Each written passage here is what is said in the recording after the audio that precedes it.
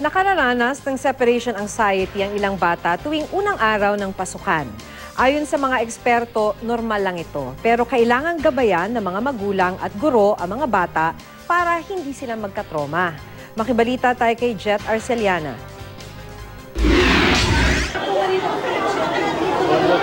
Isa ito sa mga karaniwang tagpo tuwing first day of school, mga batang ayaw magpaiwan sa kanilang magulang.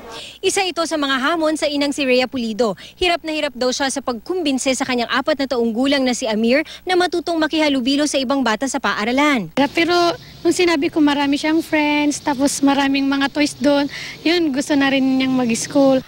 Ayon sa isang eksperto sa Child Guidance and Counseling, normal sa mga batang first-timer sa eskwelahan ang mahirapang humiwalay sa kanilang mga magulang.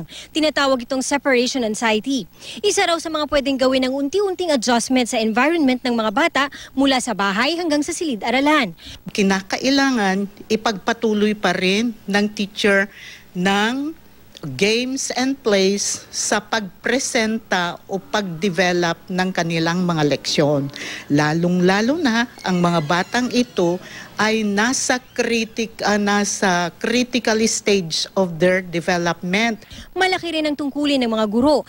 Maaari daw kasing magdulot ng trauma sa mga bata ang pagkawalay sa mga magulang. Kaya sa unang araw pa lang ng klase, dapat daw na maramdaman na ng mga bata na masaya ang bago nilang kapaligiran. Kailangan ang teacher ay he should always be there before her children get inside their classes to entertain them, to welcome them with a hug or a kiss or maybe with a smile. Kailangan naman daw iwasan ng mga magulang na pagalitan ng mga bata para mas madali silang makapag-adjust.